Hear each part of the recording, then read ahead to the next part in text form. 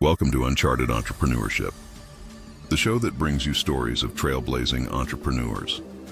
Get inside access to the minds of founders, partners, and visionaries. See how they find opportunity in challenges and take bold risks. They think big, act boldly, and make a real difference. Learn how they're shaping the future and making the world a better place. Get inspired to take action, believe in yourself, and ignite your own journey. Make your mark. Sponsored by EO Minnesota. Uncharted Entrepreneurship is a production of Content Basis, LLC. Copyright 2024. Subscribe and download today wherever you listen to podcasts. Welcome to this episode of Uncharted Entrepreneurship. Today I have MIckie Kennedy. He is the founder of eReleases. MIckie, go ahead, give us an introduction. Tell us your day-to-day role and one of your passions in life. Sure. So day to day, I am mostly telling people educating them about the possibilities of PR and seeing 10,000 releases of our clients go out each year. I get to see what patterns are working and what types of press releases people should be focusing on, and certainly what ones they should avoid. And personally, I like fossils. I like comic books, mostly horror comics from the 50s and 60s. And I also am an avid poetry writer. I went to college and pursued a Master's of Fine Arts in Creative Writing with an emphasis in poetry. And from there, I ended up into PR. That's awesome. I was a history major and I ended up in computers. So and I have a friend who's a musician who ended up in programming. So I think that we all we get our liberal arts degree and then we pursue our passion. And sometimes it doesn't always. Would you like to be a full-time poet? Would you have liked to be a full-time poet?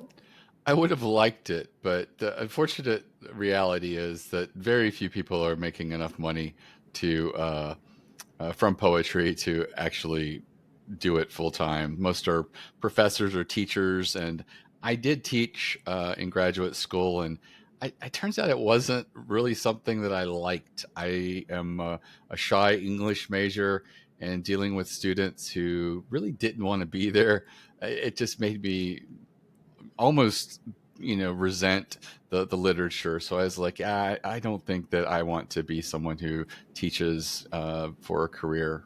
So that was something I learned about myself. Do you think that's a lost art? That I just read the history of Tom Marr. He was the first governor of Montana. He was known for getting up on stage and just reciting poems in a very poetic voice. Do you think that's a lost art, or do you think that's going to be sort of always there? I think it's always going to be there, but I do think that our society doesn't really elevate it and appreciate it, outside of like the laureate that is usually there, who gives a poem when the new president is inaugurated. But outside of that, we don't really have a lot of people that speak for the nation or get a spotlight on them, and that's unfortunate. In a lot of Latin American countries, for example, they revere some of their poets, and they go through teaching them. The children memorize them, and often at homes, not under a teacher forcing them to memorize or anything like that. So it does seem like other countries, and Eastern Europe's the same way. There's a very vibrant poetry and literature community there, where even the average person, it doesn't seem weird or strange that they would want to read and recite poetry. And I do wish that people in the digital age would make a little more time for that, because there is something that is very profound and wonderful that happens with poetry. Yeah, that's good. I did get us a little sidetracked, so I apologize. Before we get started on content, today we're going to talk about press releases, which I'm actually excited about. And before we do that, I would just like to tell you a joke. And all I want is a rating 1 through 5. I call it the Free Joke Project. And it's not a poem, so we'll keep that. I should have done a poem if I would have known. Anyways, here we go. I tried to attend a seminar for kleptomaniacs, but all the seats were taken. And what was the grading scale again? 1 through 5? Yes, 1 through 5. No negatives. I will give it a 3. Oh, thank you. All right, good. All right, I'll take that. That's like halfway. Okay, so I think I said 26 years. How long has it been? 26 years since you started eReleases? Correct. It was October of 1998. Tell us that. Tell us what. I know press releases are still popular, but tell us about what was it like in 1998, and then to call something anything is sort of ahead of its time, right? Right. Yeah. So I really was captivated with the email component. I um, was going to wait tables out of graduate school and write poetry. That was going to be my career plan. And so I actually did that after I graduated. I had done part time waiting before that. And then I went to full time. And, it's one thing to be on your feet for 4 to 6 hours, but now you're on your feet for 8 to 12 hours. And it really is hard on your joints. And also, just the constant chaos of waiting tables and being in hospitality made it so that I wasn't reading or writing. And I just said, I need to find a safe office job. And so I got hired at a telecom research startup in Washington, D.C., because I was going to finish up college, graduate school in Northern Virginia. And I was employee number 3. And there was a lot of things that were going on. It was very time consuming, but I loved it. And one of the things they said is, hey, you have a writing background, albeit creative writing.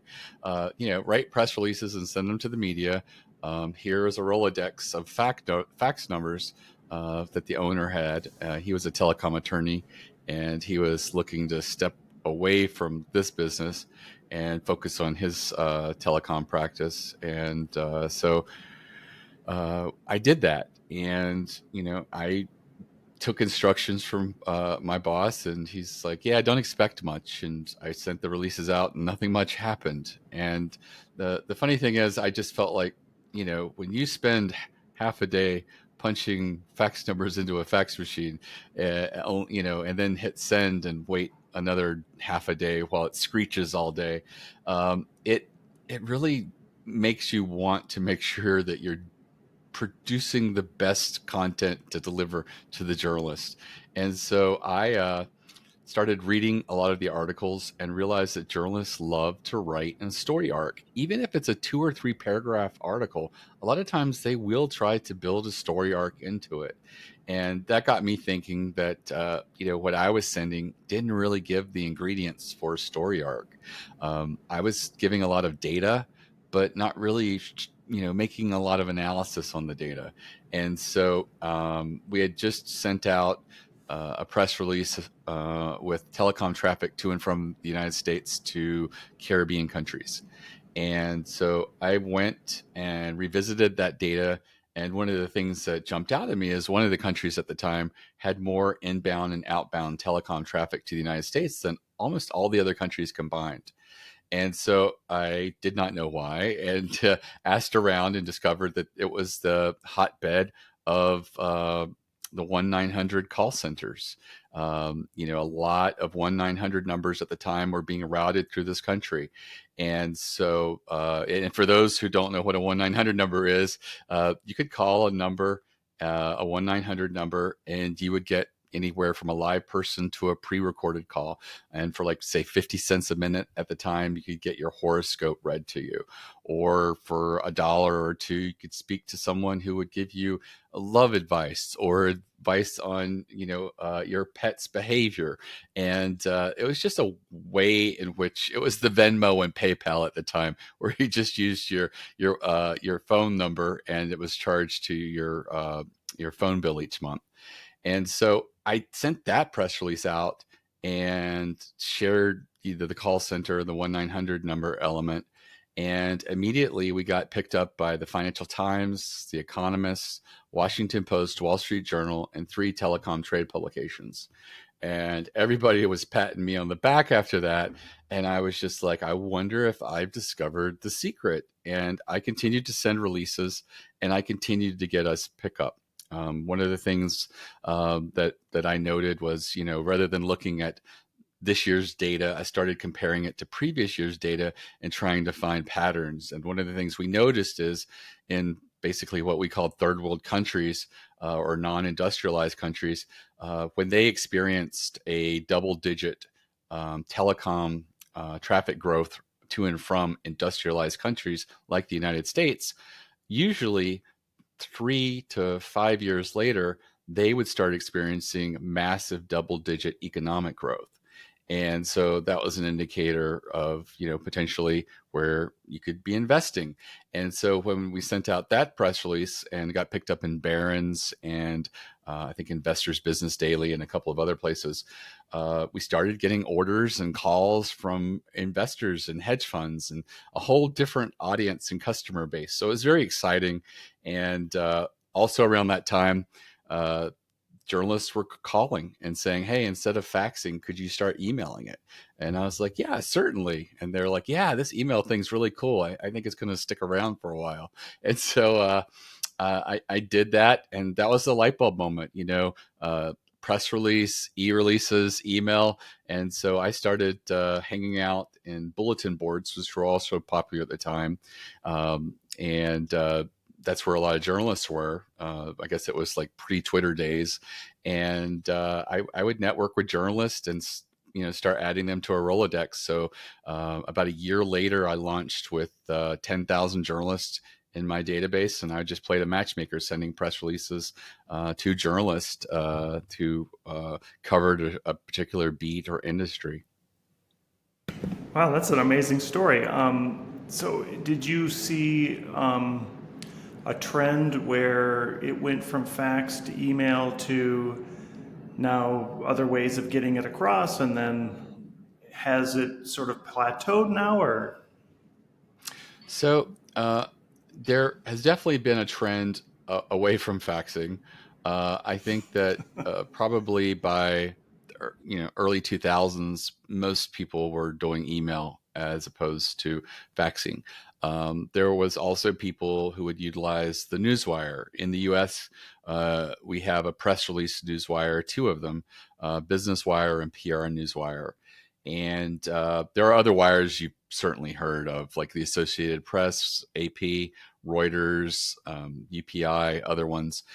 They work differently. They are not they don't disseminate press releases. They send out articles that they've written, and they get paid by licensing those articles to places. So if you're the Baltimore Sun and you're getting ready to leave for the day at 5 o'clock, and the Supreme Court has an announcement, and you're like, "Oh gosh, we have to write that," rather than lose the next 3 or 4 hours, you could just pull the story from the Associated Press after they posted it, and comfortably go home and realize you can do that after hours, and it won't take a considerable amount of time. And you just pay a licensing fee, or they might already have a subscription to the Associated Press. There are other companies out there with wire in their name, and they purport to be for press releases, but really in the United States, it's Business Wire and PR Newswire probably account for 97% of the places that journalists go to, and you don't have to go to both. One of them will cover it, which is the benefit of being in a duopoly. But these other players that are out there mostly focus on syndication, where the press release gets replicated on other websites. And that is a big diversion. And I tell people, save your money. It's, a lot cheaper than the news wires like PR Newswire or Business Wire. For example, PR Newswire charges $1,600 to move a 600-word press release nationally. So it is considerably expensive. But that being said, it being one of, the two ponds that journalists fish from, it is important that if you have breaking news or important news, that you do want to get it out there. Now, I don't send so much by email anymore. I am fortunate that I have a partnership with PR Newswire. They reached out to me probably 10 years ago or so and said they liked what we were doing. and would we like to partner? And they give me a city distribution for all of my customers, and I said nope, not interested. My customers want national media attention. They don't want their local market only. And so they didn't run away. We continued to talk. And one of the things they brought up was that their editorial team is there overnight and they don't do very much. But in case there's breaking news or a recall, or someone wants to get something to Asian markets and they have to coordinate with them, they have to be there. And so I just said, hey, I could start scheduling all my press releases for the next business day by default. And you could, then format them and set them up on the wire overnight. And it wouldn't cost you any additional labor because you've got labor overnight that you're just not utilizing because you don't have work. And so they were able to come back and give me a really good price. And today, every press release that eReleases issues goes out nationally over PR Newswire. And the cost is probably like a third to at most half the price of the Newswire. So it is a substantial savings. That being said, we do have some caveats that, publicly traded companies and really large companies that PR Newswire salespeople would be interacting with, we have to sort of steer clear of them. But that's fine because we mostly work with startups and entrepreneurs. And we do work with about a third of the people that appear on Shark Tank. The producers of the show recommend that they do a press release before their episode airs, and they recommend us as well. So that's been really exciting to be able to work with that class of customer. That goes into my next sort of question. For an entrepreneur, is a press release still relevant today? And how would you recommend they get into doing it? Right. So a lot of people will come to us at eReleases with a press release they've already written, and they're looking to disseminate it. And so they choose us, and it goes out. And I'll be honest, probably nothing happens, probably 97% of the time. That's a really strong metric. I would say 97% of most press releases do not generate earned media. And, given that, it's like, why do I bother? But the truth is that I get to see about 10,000 press releases go out each year. And, um, and our customers are prime examples of probably what not to do, because when many of them come to you with a press release already written, they don't want to take your advice. But I do have education that I provide, because I look at the 3% of press releases that do get earned media, and there are lots of patterns. For example, we get a lot of product launch press releases at eReleases, and that should be newsworthy. But often it is, here's a new product, here's a list of features. Sometimes they're bulleted, sometimes they're just sentences. But here's the product, here's the features, and here is a page to learn more or buy it. And again, I mentioned already that journalists like to follow a story arc. There's not a lot of story there. And so one of the first things that you can do is go back in there and incorporate a story. So I'm sure that your product or service or whatever it is that you're announcing wasn't created in a vacuum. People tried it out. People used it. Share one of those experiences, a use case study. Company X was experiencing a 7% loss annually, and they utilized our logistics software solution. And at the end of 90 days, they were forecasting a 7% net profit. And so that's a pretty substantial turnaround. And then, get a quote by them, have them say something favorable, either about the software or how they used it or the transformation, and sort of try to, elicit a quote around that. That is a story arc. And that makes it so much easier for the journalist to focus on your new product in the context of how it transformed this one business. And, a lot of times we approach press releases with a very sort of, greedy outlook. We want to sell more, but we don't look at it as, hey, there's a busy journalist who's a gatekeeper, and probably their biggest asset is their audience. And so they have to decide, is this announcement newsworthy enough that it will either entertain or educate or even delight their audience. And so, what could you add to your press release that would do that?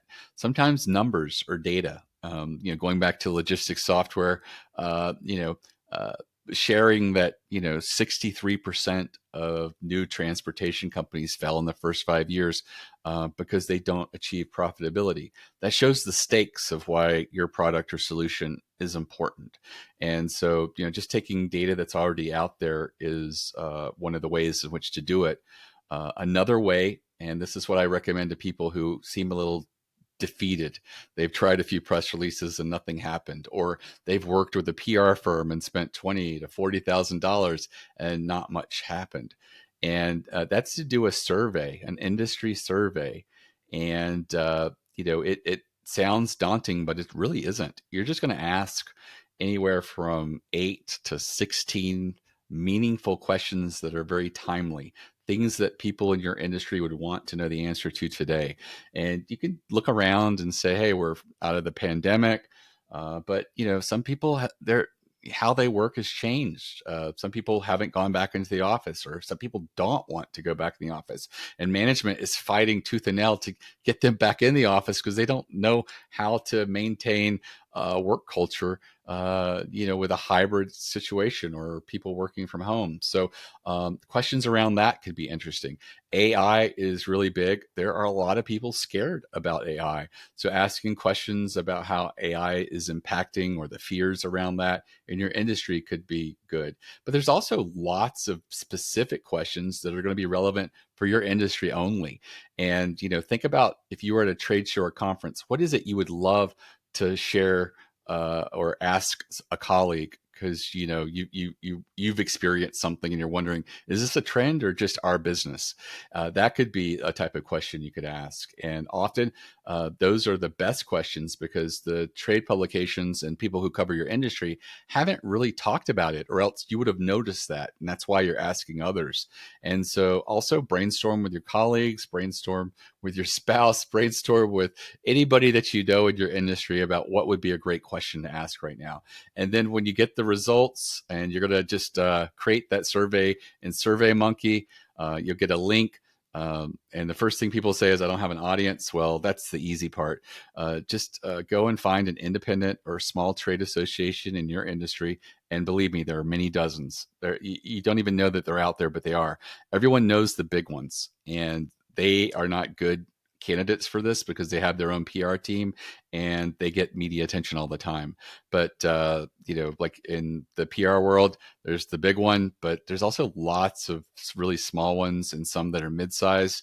One that's for PR firms with staff of up to 50 members would be a great candidate. I've worked with them in the past, and you just send the link to them and say, hey, I've created this survey. I would love for you to send it to your members. In exchange, I will mention you in a press release I'll be issuing over the wire in coming weeks. And they are going to get excited because this is an opportunity for them to get some exposure in the media, and no one knows about them. So, you're looking for at least 100 responses. And I do usually indicate that in the email that we are looking for 100 responses or more to be statistically relevant.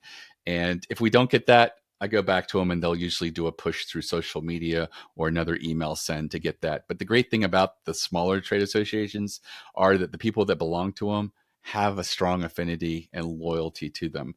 And so they're much more likely when they get an appeal to do a survey to go and complete it. So that works out really well. You're going to look at the results from the survey and you're going to figure out what's the biggest shocking thing here. What's the thing that is going to elicit the biggest response, whether it's emotional or just curiosity. And you're going to focus the press release on that, but you're going to put all the questions and answers on a page on your website and build it out. Maybe add some data points or some quotes about specific questions. And maybe if you have room in the press release, you could mention one other, but you're really going to focus on that one big surprise. You're going to mention it's a survey. There's going to be a link for people to look at all the results. You will have journalists that will go and look at that page and write articles about other questions that you didn't pick. But because you picked the right question, you're going to get the most earned media from that question that you focused on. You're going to provide the analysis in the press release of why the numbers probably, swayed a particular way.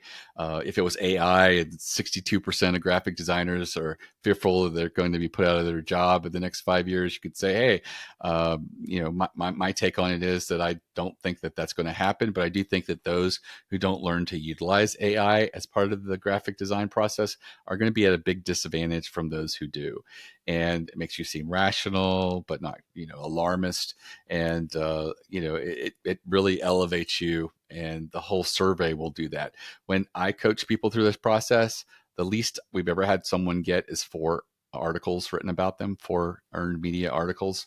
And on average, it's usually 8 to 14 articles. So it really does work, and it's a no-brainer. And this coming from someone who just said 97% of press releases don't work, it's because you're doing the wrong press releases, and you're looking at what your competitor is doing, and they did a new hire press release, so you do a new hire press release, and you're just feeding the machine without any results.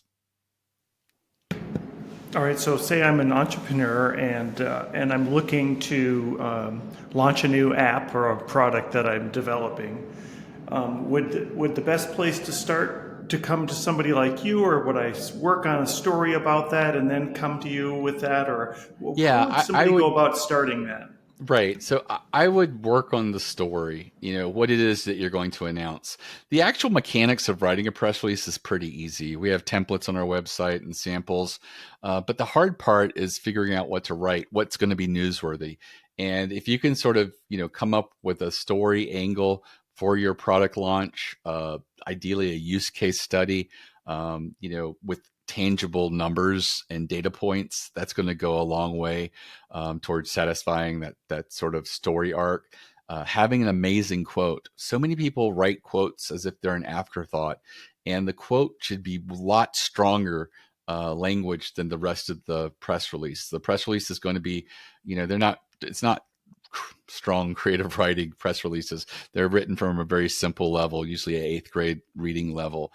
But the quote is the one place that you want your language to sing. So if it's creative language, that's fine. It could also just be very concise. Like you've said something very profound and concise and in just one sentence, or sometimes you can do 2, but strive for one sentence that's just sings and is meaningful. If the journalist was to paraphrase what you said, and then look at the press release or the article they're working on, there would be a loss, an ache for like, wow, I said it so much better.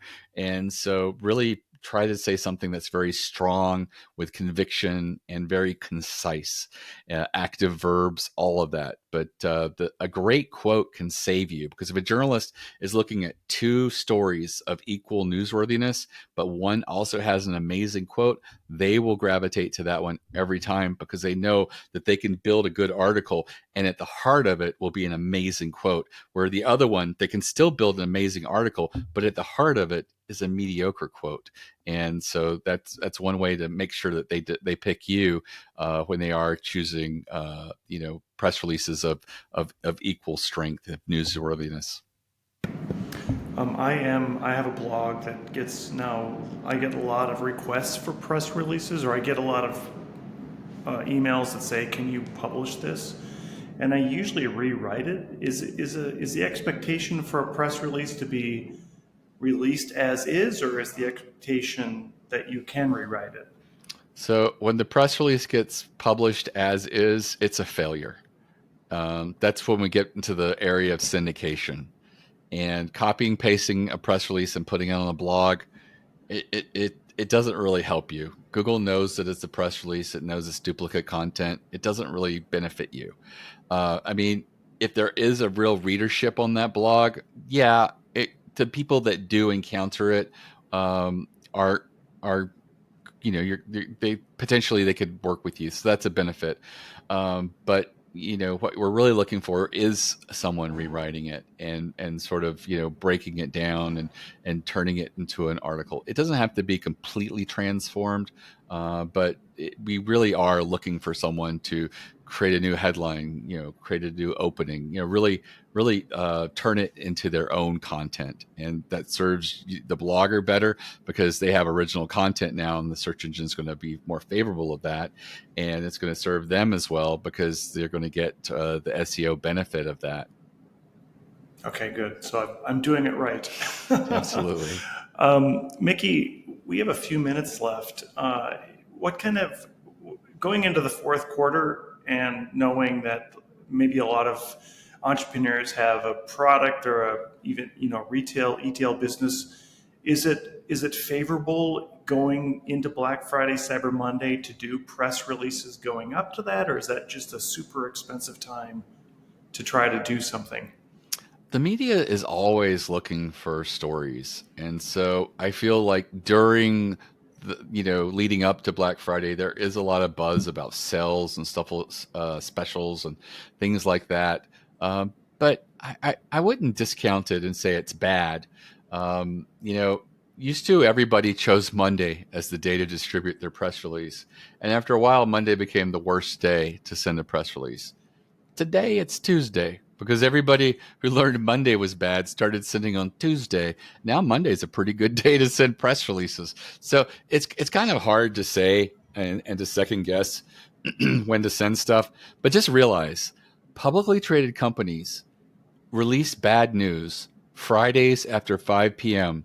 because they hope that no one will notice. And every Monday morning, that bad news is on the front page of all your business publications and newspapers. So you're really not fooling anyone. And so I say if you have news that needs to come out and you're worried about how Black Friday indicates it, then don't do it the week before. And maybe don't do it usually it's Cyber Monday after that, maybe not the week after that. But I would also say you're probably not going to hurt yourself either way. And if enough people are doing the same and avoiding it, you're probably hurting yourself by not sending at a time when the competition is low and you're more likely to get picked up. It used to be that journalists were expected to write 2 to 4 articles a week. And today with the situation with a lot of newspapers and online content creators is that they're often expected to do 1 to 3 articles a day. And so, they're looking for stories at all times. And so if a lot of people are avoiding a time, that could be a window for you to get an advantage over someone else. I can't tell, how it works out from time to time. But, there are opportunities, every day. And, the bigger picture is just to have something that's newsworthy and to sort of focus on something that's a little more strategic than what everybody else is releasing. MIckie, we have a few minutes left, and as I close out, I give everybody a chance to do a shameless plug about anything they'd like. What would you like to plug today?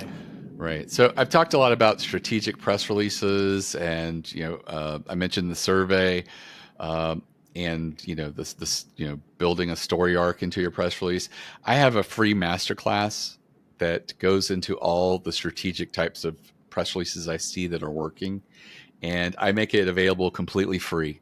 My goal is to have people do more meaningful press releases and more strategic press releases, and they will get more of that earned media and be able to stay longer with PR. And that is at eReleases.com/plan, PLAN. And again, it's completely free. It's about an hour-long video with some accompanying materials. I made it an hour because the last class I bought, I logged in and saw 40 hours of videos, and I never went back. And so I was like, I wanted to make this a little more digestible in the age of TikTok and YouTube shorts and things like that. So just under an hour. And anybody who goes through that, even if you've had zero PR experience, it will give you the tools to do an audit of your business and determine strategic ideas like the survey that you could actually do that would make meaningful results, and you're more likely to succeed. And that being said, you should do a PR campaign of 6 to 8 releases. Never judge PR with one press release, especially if it's one that you had AI write you, or one that you just came up with because you saw a competitor do something similar. The truth is AI has been trained on the 97% of press releases that fail.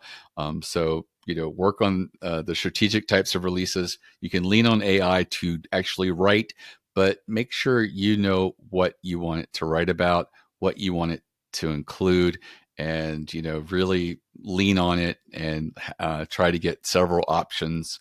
I break it down by focus on the headline, give me 10 options, give me 3 opening paragraphs to compare, and you can get some good results out of it. And but really don't ever go to AI and say, write a release on this company, because it will just write a general press release that is ineffective. And again, that free masterclass, eReleases.com/plan. And I look forward to people learning a little bit more about PR and the opportunities that exist there. Yeah, it's been a super interesting conversation. I'll make sure I get the links into the show notes. And how can they contact you if they want to get in touch with you directly? Sure. So the website's eReleases.com. We have a contact on the website, email, phone number, and chat. All of our social media is on the lower right, and that's my direct LinkedIn. That's the best way to reach me personally. But feel free to interact with my staff. There's no salespeople. They're all editors, and they all have permission to say the truth. That whether we feel you're a good fit or maybe barking up the wrong tree. So we help people every day do their first PR and their first PR campaign, and we really believe in it because getting earned media is a huge credibility boost. It is almost like an implied endorsement when a journalist writes about you, and it really does create this signal of trust, and it makes it easier to convert, and it also makes your existing customers stick around longer and remain more loyal. That's great. MIckie Kennedy, the founder of eReleases. Thank you so much for being here today. Thanks for having me. All right. Went great. Thank you. You're welcome. My headphones died halfway, so that didn't help. That's all right. Good. Yeah. I love the colors of your shirt. I like colors, as you can tell.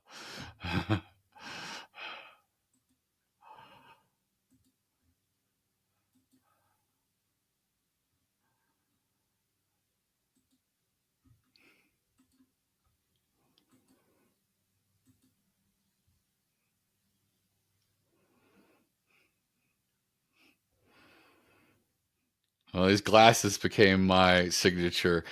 3 years ago, I got them for Pride, and it's right when I got some headshots. And then after Pride, I'd go on to a podcast in July or August, and they go, "Oh, you don't have the glasses." I was like, "Oh," and so it's like I could get new headshots, but people really like the glasses. So I was like, I think I'm just gonna become my thing.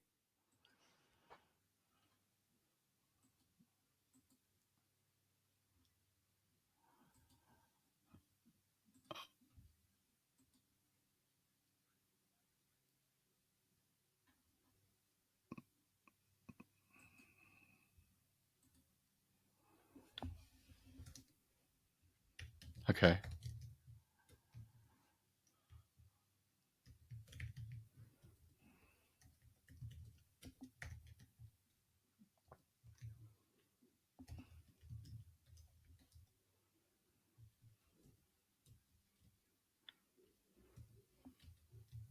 Yeah, that would be great.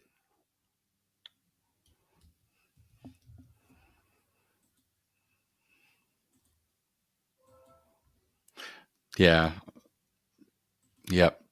Yeah, I've learned. I've never made the mistake, but I am aware of reverse side.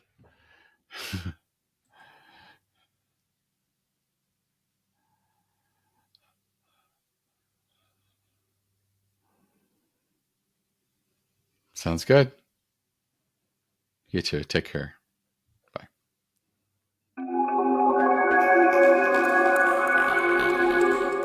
Uncharted Entrepreneurship is a production of Content Basis LLC. Copyright 2023. You can find more award-winning content at contentbasis.io.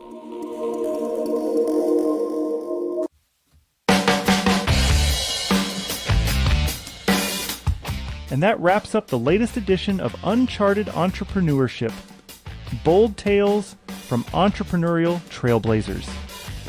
I'm your host, Brent Peterson, signing off after an incredible fireside chat with one of our intrepid trailblazing guests. Their first-hand perspective on conquering the unexplored wilds of business is just a taste of the rare wisdom you'll discover from pioneering entrepreneurs on this show. I also invite you to join me each week for insider commentary on the startup scene and digital marketing landscape on my Talk Commerce podcast. You can find Talk Commerce wherever you download podcasts or go to talk-commerce.com. I'd be grateful if you left a review and rating for Uncharted Entrepreneurship to help more bold founders find their way to game-changing insights that empower ventures to transform communities. This is your host, Brent Peterson, signing off for now. I'll see you around the virtual campfire next episode as we embark on another adventure into the great entrepreneurial unknown.